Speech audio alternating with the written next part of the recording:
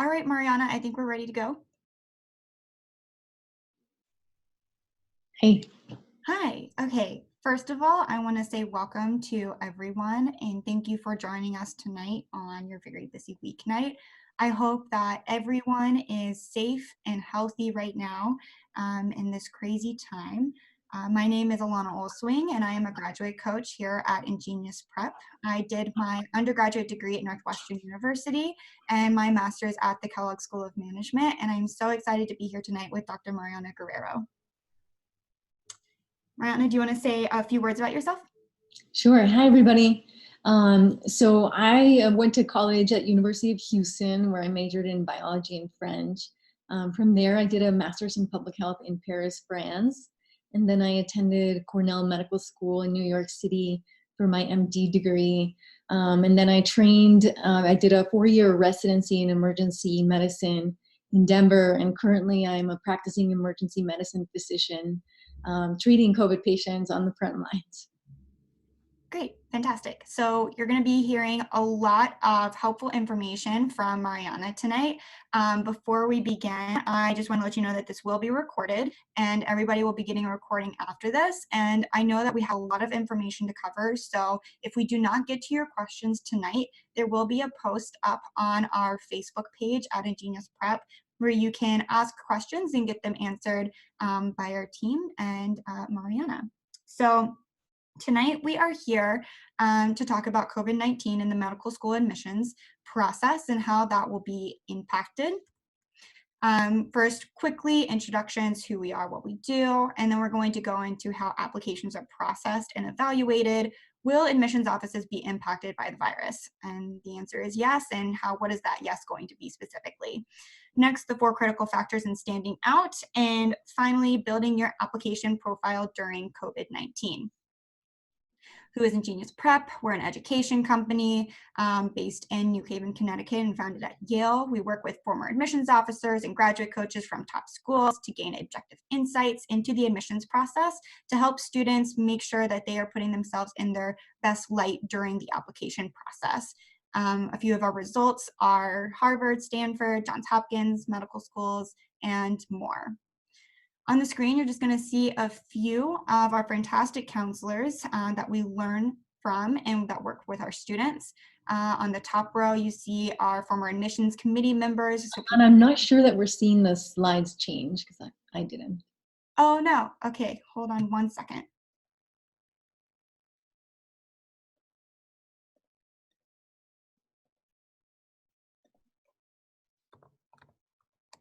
How about now? Still on the first, what we'll cover slide. Oh, no. In the chat, do y'all see the slides being changed? Yes or no? No. Okay. Give me 1 second. I apologize.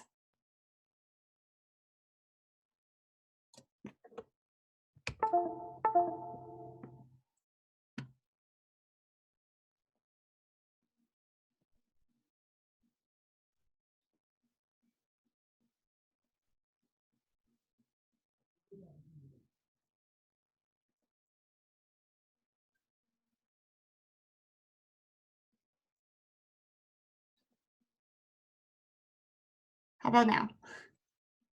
Yeah. We're good? We're good. Okay, great. So sorry about that. Not going to go over this, waste any more time. So these are our counselors. They're fantastic. A few of them, Dr. John Barclay from UCLA and Dr. Mariana Guerrero, who's with us tonight from Cornell and University of Houston. So now I'm going to turn it over to Mariana to tell us a little bit more about COVID-19 and the medical school admissions process. Yeah, let's go ahead to the next slide. All right, guys. So first of all, let's start with covering kind of some kind of straightforward advice on getting into medical school. As we all know, it's tough and it's getting tougher. Less than 50% of applicants get in. That's the unfortunate truth. But our goal is to help you be those who are in that 50% that do get accepted. And as you can see, schools are really competitive. It's under 5% of applicants who get in, especially into those top schools. But really, any school is competitive, which is why it's important to remember that there's really no such thing as a safety school now.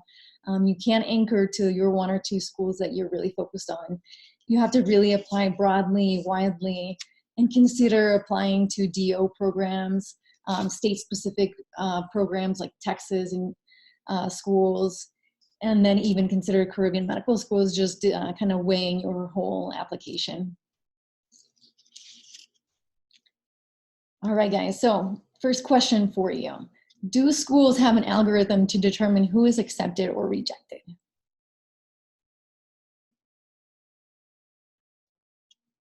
I'm seeing a bit of true and false. So the answer is false. The answer is false. So there's no one algorithm that schools use. They really are looking at you as a holistic package. So there's a lot of things that you can do to make yourself stand out within that package. So let's go ahead and talk about how the process works.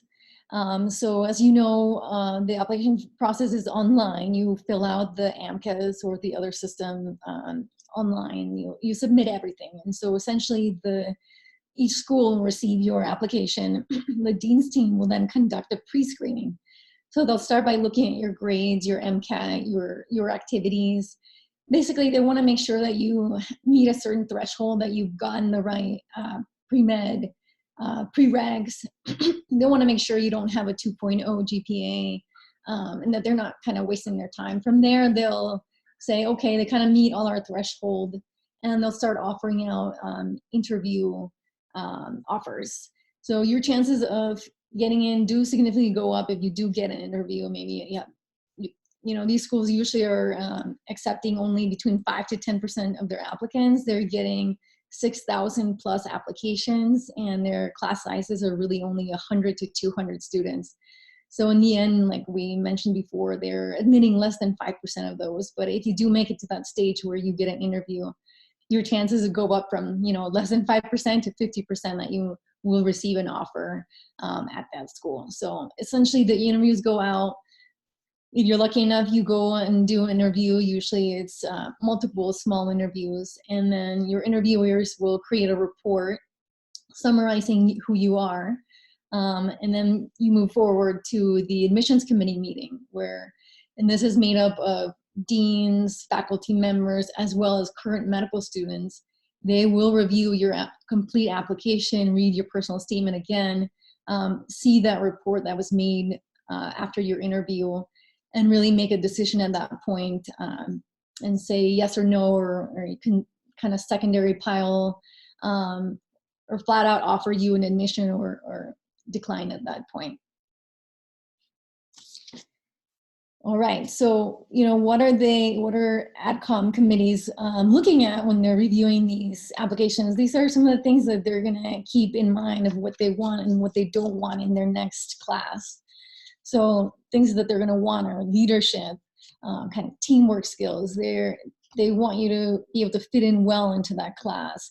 You'll have medical students as part of that admission committee. They're going to be thinking, would this be someone that would make a good classmate? And ultimately, they want to know that you would be a compassionate provider, and that you're going to be able to make it through the entire process of 4 years of medical school, followed by residency, at least 3 years, possibly fellowship. It's a very arduous journey. Medical school is tough, but residency is even tougher. And then the job of being a physician is not easy.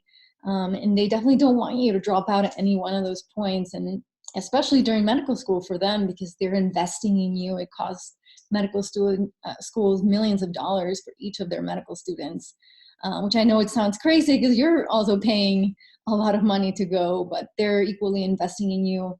And so they really want to see that you have shown through your academic achievements up to this point in your life that you are committed, that you are reliable, that you're not just there because you want the fame and prestige of becoming a physician. All right, so let's go ahead and delve into how does COVID affect all of this. So we'll start by talking about how it's currently affecting medical schools right now. So currently, as with many colleges, many of you are probably experiencing this right now, a lot of classes have moved online. So medical schools, generally the first and second year are classroom based. You're not yet in your clinical years. So a lot of that has gone to online formats, and exams have been canceled or deferred.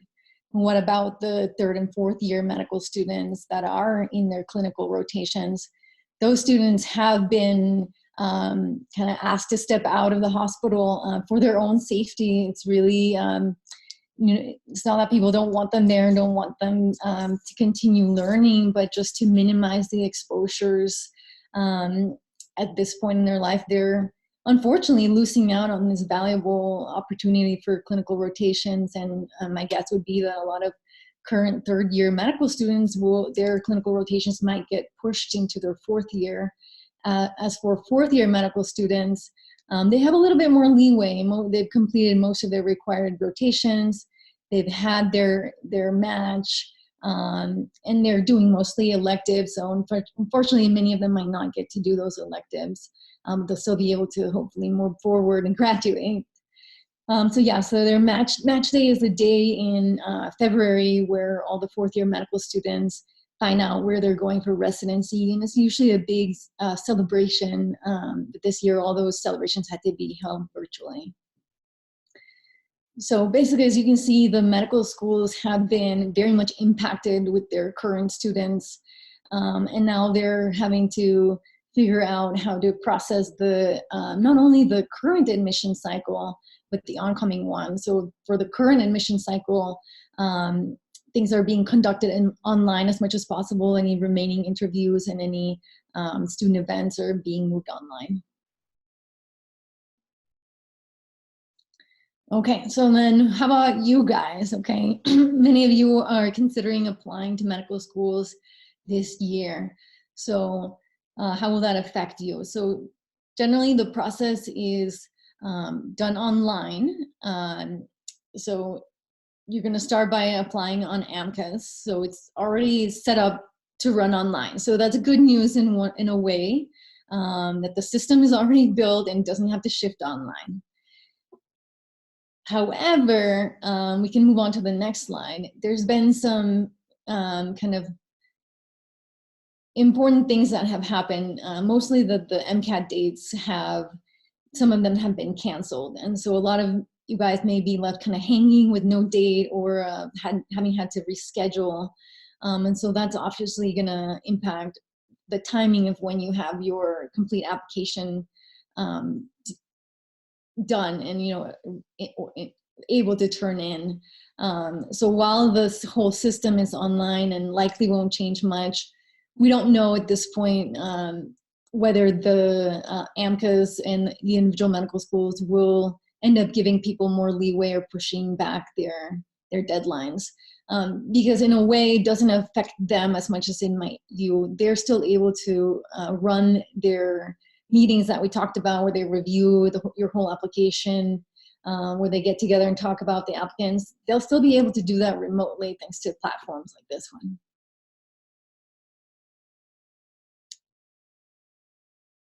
Yeah, so as we mentioned, the MCAT dates are getting changed, and I know that's really stressful for a lot of you.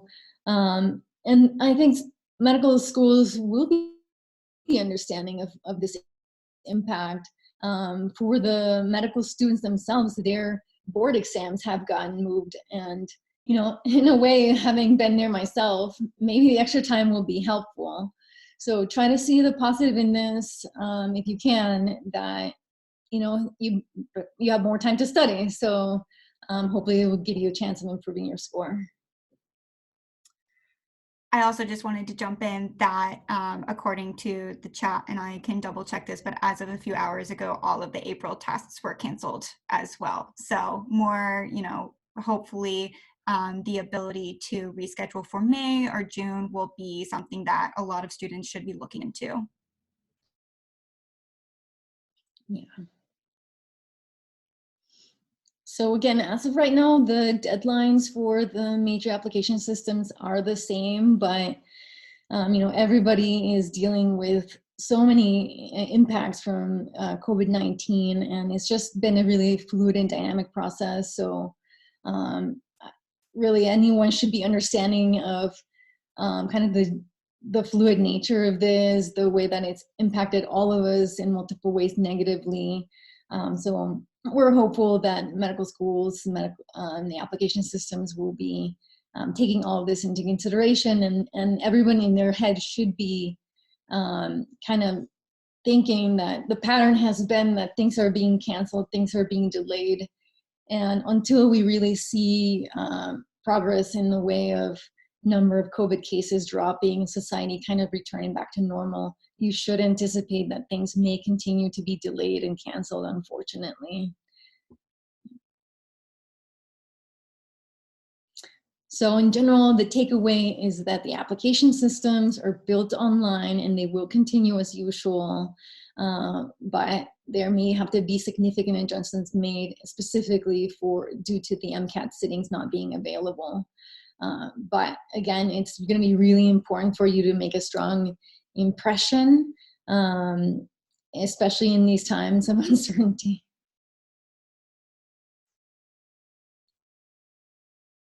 All right, guys, so let's go ahead and talk about the factors that you can do to stand out, and then we'll talk about how you can kind of even use this time for, even though it's incredibly stressful for everyone, how it may help you in some way. All right. So the critical factors in standing out. So of course, there's always the GPA and test score. So no, schools are not going to accept you with a 2.0 GPA. They just won't. That said, there is no one magic number that's going to get you into schools, and it'd be a fallacy to think that a perfect GPA and a perfect MCAT score is all you need. So you definitely need a threshold. There's no one number out there. There are resources online that you can see kind of the averages at each medical school of the students that got in the last few years, and that's kind of the threshold that you want to be aiming for. Beyond that, then there's your passion for medicine and your qualifications. So what does that mean? That means that you've shown you've had experiences in the healthcare field, in science, in research. You've shown through your activities that you're qualified, that you're not just stepping into it with no experience, never having seen how a healthcare system functions, never having participated in science. You want to show through your activities that you're qualified. And within that, there's diversity in leadership, and we'll talk more about what that means.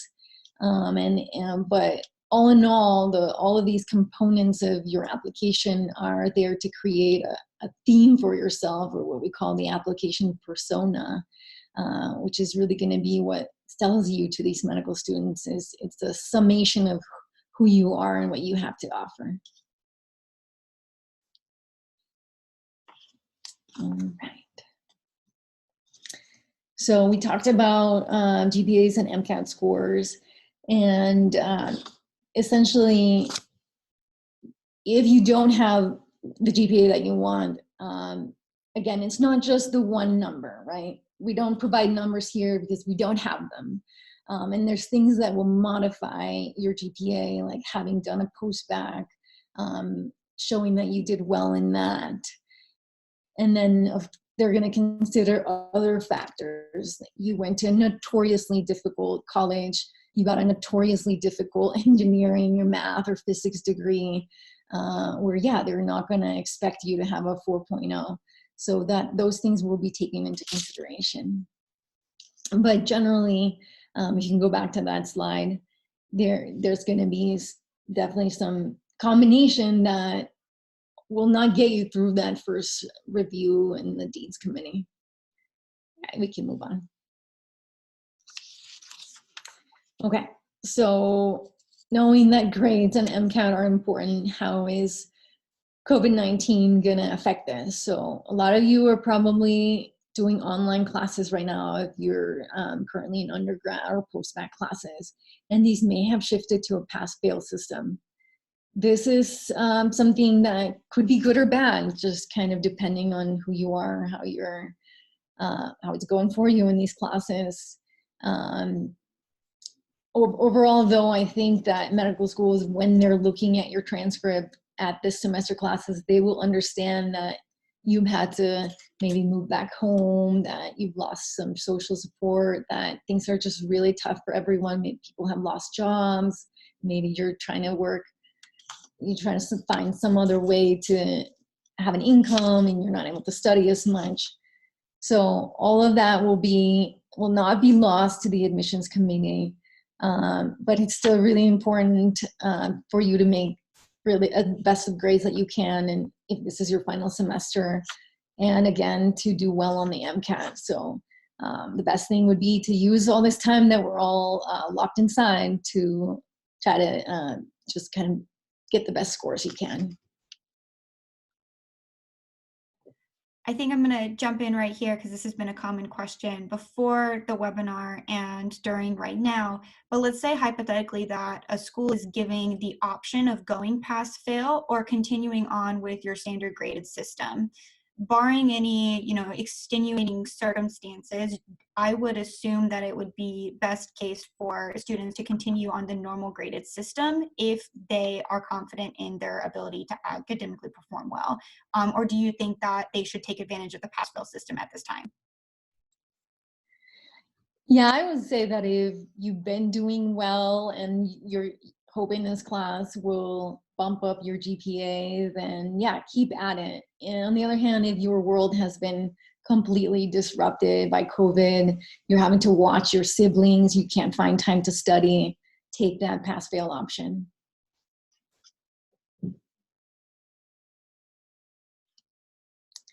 All right, guys. So while we expect that admission committees will be understanding about all these disruptions, because again, they're going through similar disruptions, your scores are still going to be really important. But again, they are only 2 factors. So let's go ahead and talk about the other factors. That brings us to your passion for medicine. We'll go on to the next line. So what does this mean? It means that you really put a lot of thought into why you want to become a physician, that you're not just doing it because your parents thought it was a good idea. And it means that you need to show through your activities that you've been involved in the healthcare system, that you've spoken with physicians, that perhaps you'd consider other healthcare fields. Maybe you've worked with a dentist, or maybe even consider PA school, and you've really settled on that this is the right path for you. You need to know why you want to be a doctor, and not someone else in the healthcare system, of which there are many, many opportunities. So basically, you need to show that you can work with people. It's very easy to get fooled into thinking that medicine is all about physiology and pathophysiology, and you're really excited about the science. But guess what? Being a physician means that you're working daily one-on-one with people, and if you're not a people person, it's probably not the right career for you, unless maybe you want to be a radiologist. Nothing against radiologists. Either way, you're going to be working in teams. You're going to be constantly working with nurses, technicians, transport people, speaking to other physicians. So you really need to communicate that you are someone who has team skills, who is involved in the community, who knows what these healthcare systems are like, who have seen what the stresses are. So basically, your obligation needs to be full of experiences. All right, we can move on. And if you're like, oh my gosh, I don't know what I'm going to say, start with these questions. Kind of walk yourself back to when did you know, why, what have these experiences been? They're in there. If you guys have gotten to this point, this is in your history. So just spend some time thinking about it, and really trying to figure out what were those moments in that internship that you did, or that volunteer opportunity at the local homeless clinic. What was it that really stood out to you that told you this is my calling in life? All right, so these are the things that admission officers are looking for. So basically, if you think about who a physician is, it's someone who hopefully has many, if not all, of these qualities. So this is what they want in you. And this is why it's really important that your application reflect these qualities. And we'll talk about how they kind of work into each component in a little bit. Okay, so you guys are probably thinking, okay, I need to show that I have all these 4 things. And yes, that's true, but I think the next slide is even more important, because it's not something that we always think about the why behind things. And you'll see why this is important if we go to the next slide. So essentially, we care a lot more about the things kind of that overlap rather than just the 4 categories. So why is it important that you do research? Because it shows intellect. Why is it important that you have community engagement? It shows charisma and passion. And so essentially, when you're building your application, you're gonna pick and choose and really highlight the things that show these qualities. Okay. So it's not about checking the boxes, it's about showing these qualities. And what fails to show the qualities more than anything is just very rudimentary one-time experiences. And so, for example, with this research, worked in a lab for a month, check. That may not be sufficient. So research is not going to be essential. Just to caveat, there's going to be many students who get accepted to a medical school without significant research experience, but it can definitely help you out. But you'll start to see a pattern in anything that you do. It needs to be involved. It needs to be more than just a one-time thing. So while a month of working in lab is great, it's a lot better if you worked in the lab for a year, if you presented at your undergraduate research symposium. Even better if you presented at a national conference. Amazing if this experience led to a scientific publication, okay? If you don't get to that, it's okay, but just realize that you really need to be committing to each of these experiences. So leadership experience, organized a fundraising event for a sorority, check. That's not good enough. What medical schools are looking for are that you founded an organization. Self-starting something shows much more leadership activity than organizing one fundraiser. Or perhaps you were the president of an organization and then you hosted multiple events. You did this for a year or 2 or your whole undergraduate career.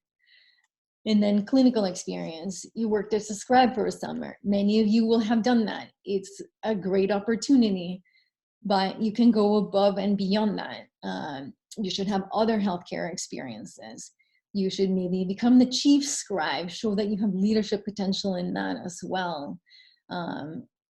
Just kind of keep thinking about how you can kick it up a notch. And then community engagement, you worked as an MCAT tutor. That's great. That shows that you have clinical intellect, you have teaching skills. But what would be even better? That in your role as an MCAT tutor, you partnered with Kaplan or other organizations, and you offered scholarships to students who couldn't afford to pay for these services. You know, that you really went above and beyond in these experiences.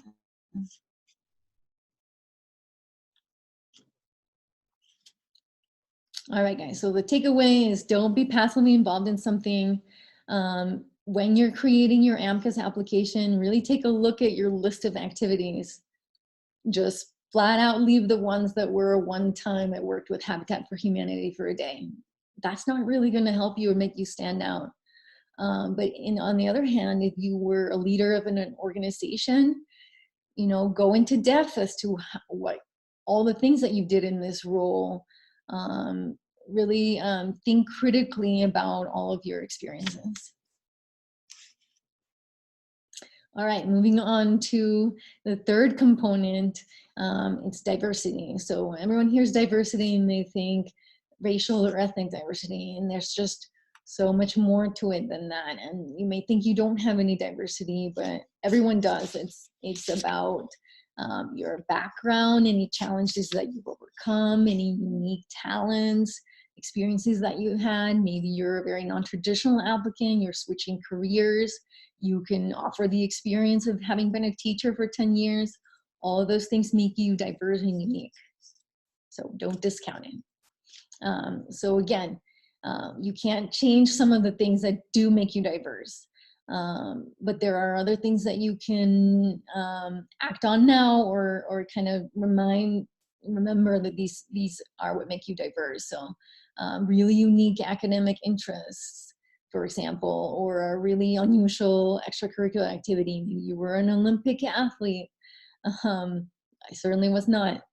And then just kind of diversity in the languages that you speak and places that you've grown up, and uncommon achievements. So I know for me, I had a Rotary scholarship. I wasn't a Rhodes or Fulbright, but those things really stand out. So, you know, you have some time, you're not applying this year, or you're doing something cool next year.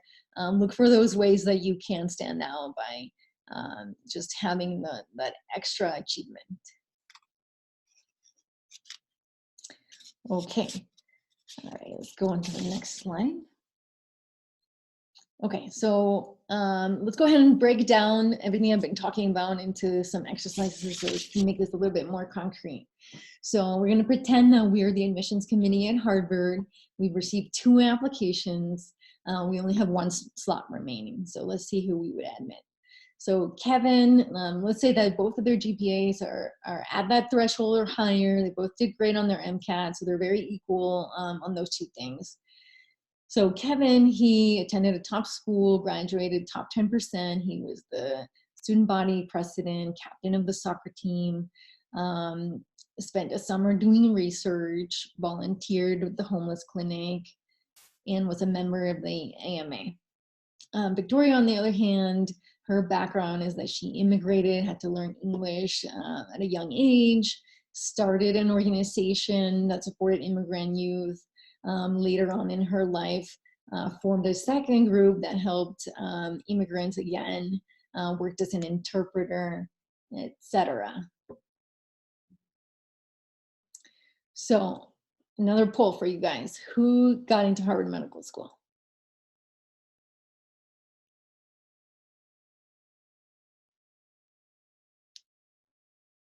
I'm seeing a little bit of both, but mostly Victoria, and that's right. So Victoria got in. So why is that? Let's go ahead and break it down.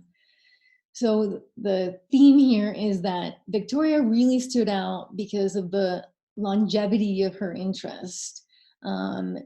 So they were all kind of within the same scope of helping the immigrant community.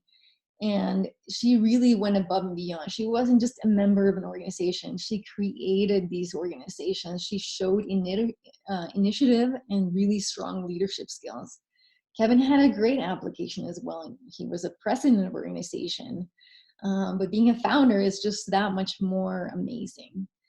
So really, while Kevin was a great student that did lots of things and checked all the boxes, Victoria really had an application persona, kind of a passion that shone through her entire application and an area of focus.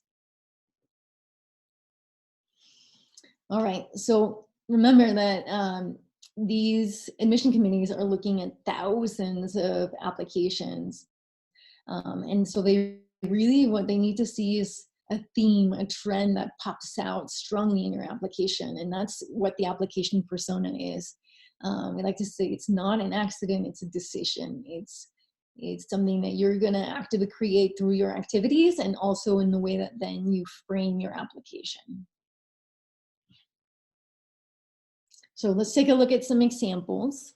Perhaps your strong passion in life is music. When you're a kid, you learn to play piano. then you're gonna see how these passions really end up having a trend that relates to people and medicine. So perhaps in your neurolinguistics class, this enhanced kind of your knowledge of music and humanity, and then you start a music program and then end up publishing about patient experience with music therapy. So that's just one example. I think we have a few others. Another one is an applicant whose application persona was a feminist and LGBT advocate with a passion for helping at-risk communities. And so this is a trend that's been going on by her life. Raised by a single mom, took a feminism class, volunteered at an STI clinic, developed an advocacy group, lobbied. So it's not just one activity that really shows this passion, it's multiple. Another example is a gamer. Who would think, right, that gaming can help you get into medical school, but it's all about what you do with it, the passion and longevity of it, the leadership skills that you can show through your passions, the ability to be an innovator. So as you can see, the student had a passion for gaming, and then through a personal experience, was able to take his passion and create good out of it, developing a CPR training game as a senior thesis, leading a group for grieving gamers. We can go to the next one. All right, and so you can see that, you know, if you're struggling to figure out a way that your interests are medically related, it's possible to. So in this example, this person has an interest in environment and in car mechanics, and then basically combines these passions, does community involvement, starts a local club, again, highlighting real good leadership skills here, teaching skills, and then ultimately publishing something. So taking something that's an interest of yours and making it academic. There's opportunities for that with any interest. All right, so all in all, as the things are changing as far as applications related to COVID and everything's in flux, what doesn't change is the fact that you need to stand out, and there are 4 critical elements that need to shine, but mostly that you need to have one unifying theme. All right, so let's talk about some kind of hands-on strategies for building your application during COVID-19. So again, with your MCAT got canceled, you're looking at rescheduling it. This is going to be really stressful for anyone. But some of the things that you shouldn't be doing is rescheduling it somewhere that makes you have to travel. Leaving your house is the last thing anyone should be doing at this moment. So don't make it harder for yourself by getting a date and then not being able to actually travel to it. That said, continue using the time that you have to spend indoors to study really hard for it and just keep yourself on a schedule.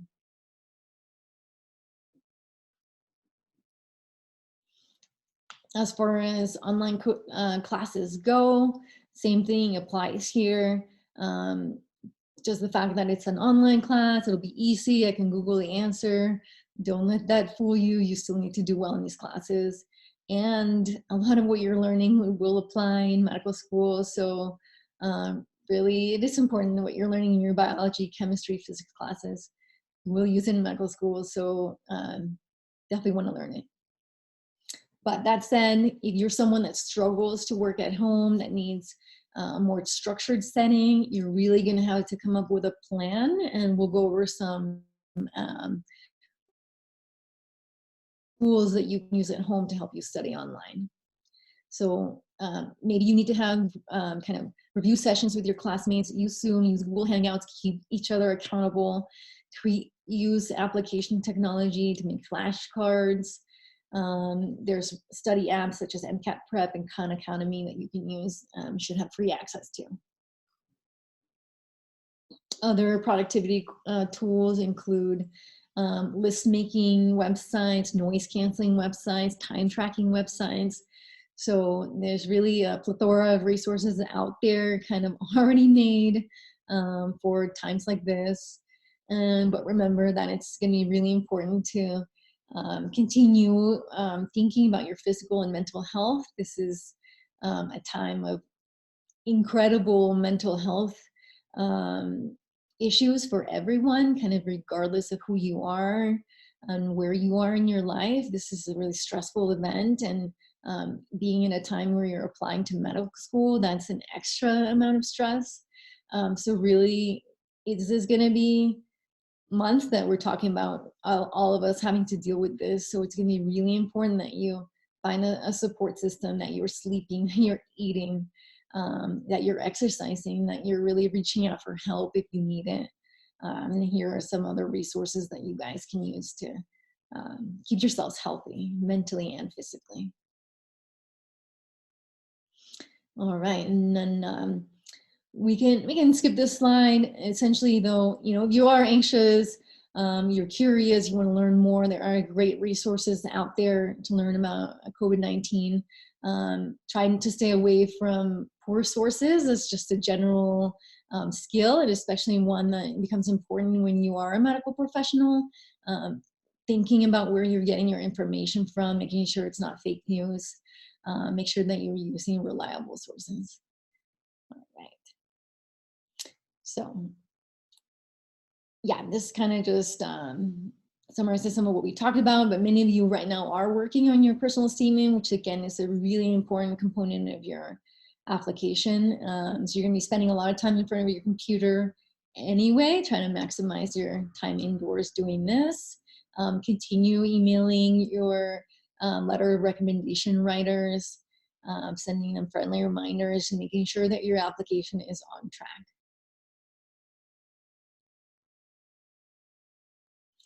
All right, so here's where we're really getting into how this really has changed the way we all live our lives, and how you need to start getting creative going forward.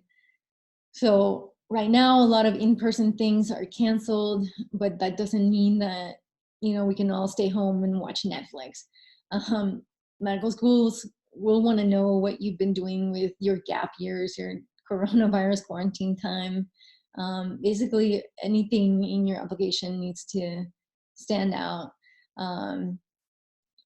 So we'll move on to the next slide, and I can kind of throw out some more examples. So here's some things that you can do while social distancing. Keep building your extracurriculars. Contact your professors, Steve. They have data that needs to be analyzed. That can be done remotely.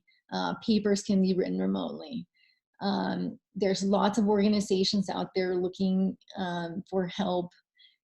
So there's a lot of need in the community right now with food banks, with pet shelters. Reach out to them and see how you can help. And again, think about ways that you can be an innovator, that you can start something new. And there's going to be a lot of room for that in the current times. For example, one idea that came to my mind recently is right now everyone's dealing with mental health issues. There's a need for more therapy of all kinds. At the same time, the shelters are closing. There's no one going to them to adopt animals. They really need help with fostering animals. Perhaps you could find a way to help the shelters get animals to people who are willing to foster, who perhaps are having debilitating anxiety. And from there, you could kind of write about how the health benefits of animals. Dogs, they lower blood pressure. People with animals live longer. And you can tie these interests of yours into the coronavirus. You like dogs. We're dealing with this coronavirus, mental health crises everywhere.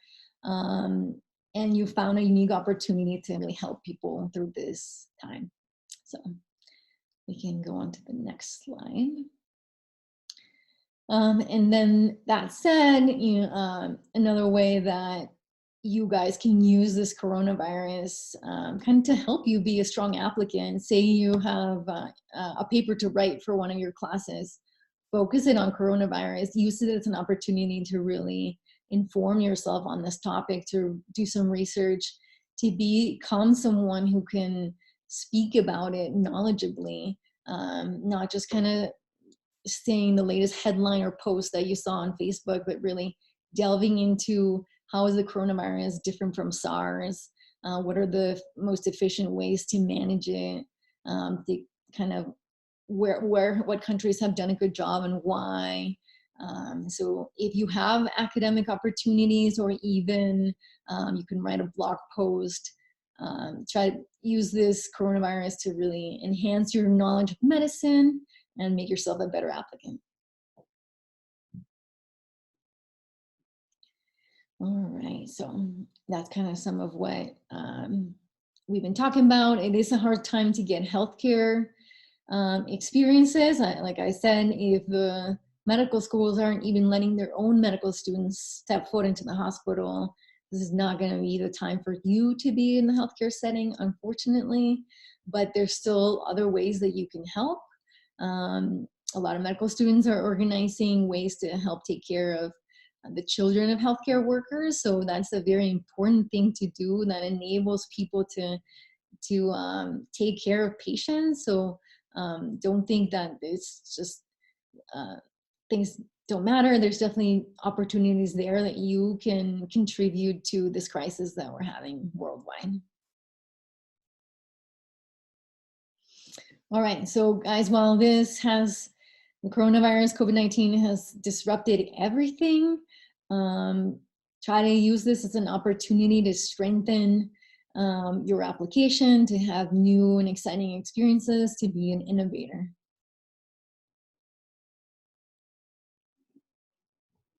So very quickly, Mariana, if you want to go to the Q&A tab and start looking at questions that you might want to answer, these are some of our medical school acceptances. We're very proud of our students. We also have, 3 programs: candidacy building, working with students, preparing for the medical school application process, the actual application counseling process, and then interview preparation as well. Like I said before, if we don't get to any of your questions right now, you can go over to our Facebook page. We'll have a thread set up to post all of your lingering questions. We will gather resources and help answer them, to the best of our ability. But Mariana, to get us started, one of the things that people are wondering and they are talking about in this chat box is, what if it happens to be, and I know this is a very difficult answer because we're not the MCAT organization, but I think it is likely, and this is speculation, and as we continue to learn more, we will keep people updated, but it's likely that the MCAT will be open and available at the same date, but they will allow submission without the MCAT due to COVID-19. What are your thoughts on this? I think that if any of you were really like, I'm not sure if I'm going to apply this year, maybe I can enhance my application, and now your MCAT got pushed back, maybe you didn't even feel ready, this would be a really good time to just reflect on perhaps you need to delay applying. And that's not necessarily a bad thing. It gives you an extra year, and that gap year is so important to continue enhancing your application, to find new and creative ways to be involved in healthcare. So if you were kind of already on the fence, really reflect on it highly. On the other hand, if this is, you're all in, you're all ready, your MCAT's the last thing outstanding, then just roll with the punches, knowing that the medical schools will be understanding of this hardship that you guys are facing. And somehow it'll end up working out. They will have new enrolling medical classes. All of the medical schools will be in the same situation. So they won't be discriminating against you particularly. Great. One question, not necessarily coronavirus, associated, but do you need to know your specialty before you apply to medical school? And we talked a lot about application persona and having specific interests, but do you need to, is it to your benefit to know your specialty? The answer is no. So most medical students don't know what specialty they want to be in till late into their third year, even their fourth year when they're applying to residencies.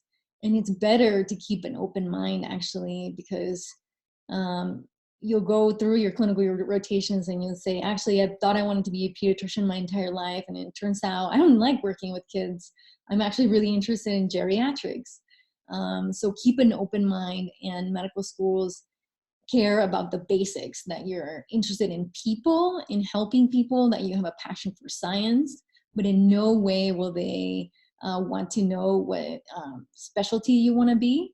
They may kind of ask you, just if you do have an idea, they may be like interested in knowing why, but they're not gonna hold you to your answer, knowing that many of us consider multiple specialties throughout our training. Great. So the next one, a little similar. What if you are someone who is interested in a lot of different things and you don't have that common theme to tie everything together? What's a good way to either find that theme or use your multiple interests to your advantage in the application process? Yeah, I think that's a tricky situation that a lot of you may find yourself in. Um, is really going to just take a lot of time of just reflecting on the experiences that you had and trying to find a common theme. Um, so like for me, I did a lot of different things. Um, but the way that kind of, I think that I was able to show a theme in my application is that, I did a lot of different community service. And then I got a degree in French. Um, and I had a little bit of research experience. So what did I do? I got a Rotary scholarship to be a Rotary ambassador, to go abroad and do community service in a new country. I went to France. I was using my French degree, and then I was taking my passion for health and doing a master's in public health. And this was all happening in my gap year. But it was a way, so that's how you can really use your gap year. If you're really struggling to find that theme, there's still time. There's still this whole application. And sorry, my time abroad wasn't actually in my gap year. It was kind of, you apply so early for medical schools, you still have another year to go. So if you're really struggling, think about what you can do in this year coming up ahead, and experience that really shows your passions, and kind of that helps you stand out. Great. So I think one thing a lot of people want to know is maybe a hot topic in applications this year is going to be COVID-19 and how it's affected and impacted communities and individuals. Is it going to be strategic or not strategic to talk about COVID-19? Maybe if it didn't make a dent in your transcript, what is the approach in this year's application process? That's a great question. And I don't know that there's one right answer to that. I definitely don't want everyone to suddenly write their personal statement about coronavirus, or to only talk about that in their interview. Life is happening whether we want it or not. And um, I'm sure the admission committees would get sick of it if all they heard about was coronavirus, when I'm sure we'll all be wanting to escape this harsh reality. Um, so okay, remind me of the question again, just to make sure I'm answering it correctly. What's the best way to approach talking about COVID-19 if you feel the necessity to talk about it this cycle? I mean, so if it was a hardship for you and it affected your grades, then that's something that you should talk about. a lot of the medical schools will have a secondary essay where they talk about kind of unique circumstances. So take that opportunity to explain why maybe you didn't do so well in a class, or, you know, perhaps you didn't do as well as you hoped on the MCAT after your date got pushed back. So those would be the opportunities to bring it up in that sense of how it impacted you. Beyond that, I don't know that you're really going to have to, because again, there's going to be so much more else in your life, in your history, in your application to talk about. You really want to focus on your strengths.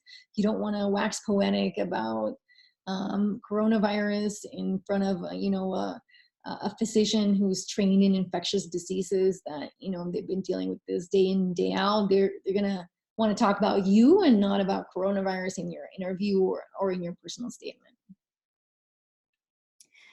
Is it true that anything you do after you submit your application doesn't count towards it?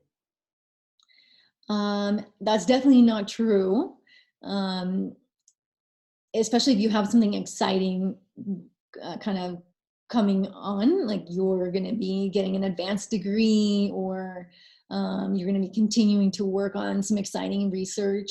I think letting medical schools know of those plans are going to be really helpful. And on the other hand, if you're like, I'm just going to go travel the world, or watch Netflix for a year, then they're not gonna. That's going to show someone who's really not going to be prepared for the harsh rigor of medical school. Who it's going to make your life harder, first of all, to kind of transition back to the rigorous schedule of medical school. But I think absolutely that time can really help you. That said, you will be entering a profession in the medical field, so there's nothing wrong with some downtime. This may be one of your last opportunities to really have that time to yourself like never before. So I'm not discouraging anyone from trying to travel the world whenever we all can do that. Just know that that time, it can help you. Yeah, I've been seeing a lot of comments regarding volunteering and this like contradictory advice to, stay home, but also you need to be doing volunteering. And I just want to be clear that when we say volunteering, when other people say volunteering, we mean online remote volunteering. We give a lot of great examples, and this is being recorded, and we will send the recording out so you can go and like pause on the slide with all of the examples. One that I wanted to throw out there that someone mentioned here that I thought was really great is volunteering for a crisis hotline. I think that's something that could definitely play either a great role in your own knowledge in the application itself. Rana, were there any questions that you saw that you wanted to get to? I think we have just like 2 minutes left, and there are a lot of questions. No, honestly, I haven't been looking at the chat that much, so I'll let you pick out any others that you saw. Okay.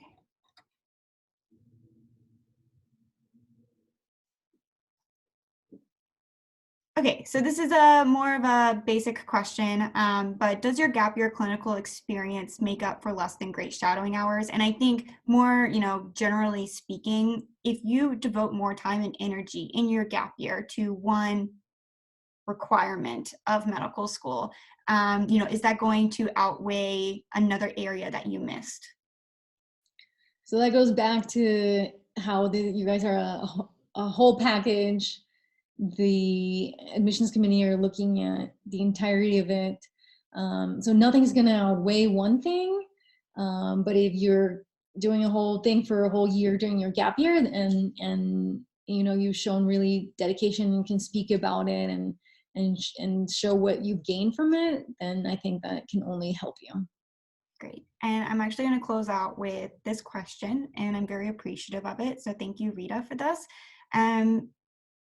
Mariana, would you mind sharing any thoughts about being a physician during this time and what your personal experience has been on the front line of COVID-19?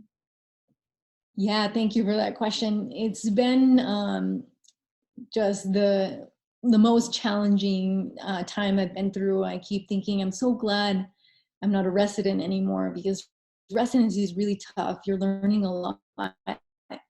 And I'd finally gotten to that place in my career where I felt comfortable with the job that I was trained to do.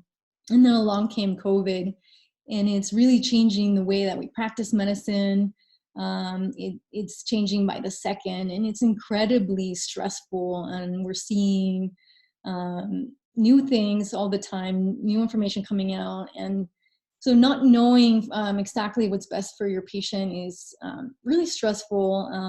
Where I am, we're starting to see a lot more sicker and sicker coronavirus patients. And that, of course, takes an emotional toll as well. So if anything, this experience has really highlighted for me that being a physician is a really tough job. You have to be really mentally prepared for it, and you do make an oath, and that oath is important for moments like this to really help you know that you're moving forward because you're really in it to try to help others. Yeah, absolutely. Well, Mariana, thank you so much on behalf of me and on behalf of everybody here, on behalf of the journal population, for everything that you do, and for taking the time out of this unbelievably crazy time to talk with all of us and answer these questions. I'm so sorry we didn't get to everybody's questions. I'll say it one more time. You can either post questions on the YouTube video that we will be uploading early tomorrow morning, or our Facebook page, and we will get to your questions and gather resources and keep you all up to date, particularly on the MCAT and the AMCAS. So Mariana, thank you so much again, and thank you everyone for watching. You're welcome. Take care, everybody, and good luck.